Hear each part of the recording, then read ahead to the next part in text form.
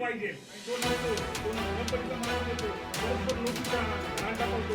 तुम्हाला एकतर आणि रजिस्टर आधी केलं पाहिजे त्या कानाला किंवा तुम्ही बाहेर द्यायला पाहिजे. आणि तो म्हणणार त्याच्या चालू आहे. नगरकरांच्या गळ्यात सोडलेला साप आहे देशातल्या. आणि मुळात काय झालेलं, स्मार्ट मीटर बसवायची काही गरज नव्हती. यापूर्वी MSCB मीटर, नवीन मीटर घ्यायचं असलं तर त्यांना खाजगी दुकानातून मीटर आणायला लावत होतं.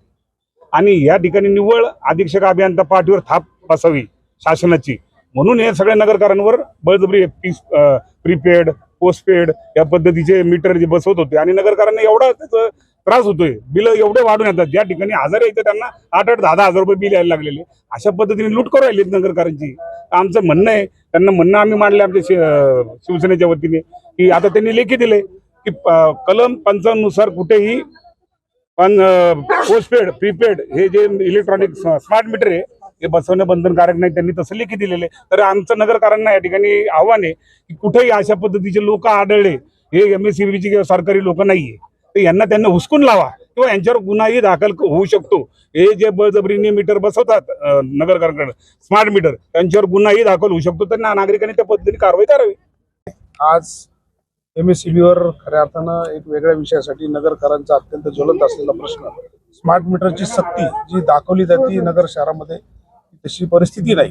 आणि खऱ्या अर्थानं मग आज आम्ही महानगरपालिका इथं येऊन ज्यावेळेस जाब विचारला MSCBला, तर त्यांच्याकडे निरुत्तर झाले. त्यांच्याकडे कोणतंही उत्तर राहिलेलं नाही.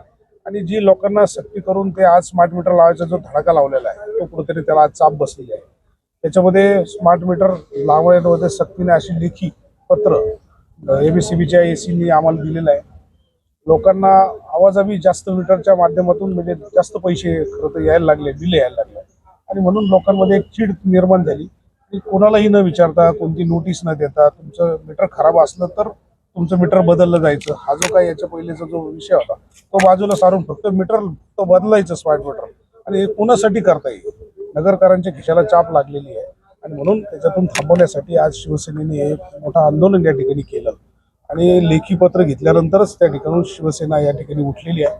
हा विजय शिवसेनेचा आहे. नगरकरांसाठी हे आंदोलन केलेलं होतं. नगरकरांना देखील हे गोष्टी समजलं पाहिजे की आपल्या इथे जर का स्मार्ट मीटर लावत असते त्याचं बिल महिन्याला 1000 रुपये होतं, त्यांचं 3-3, 4-4 हजार रुपये बिल यायला लागलं. आणि म्हणून नगरकर परेशान आहे. याच्यातून त्यांची सुटका झालेली आहे.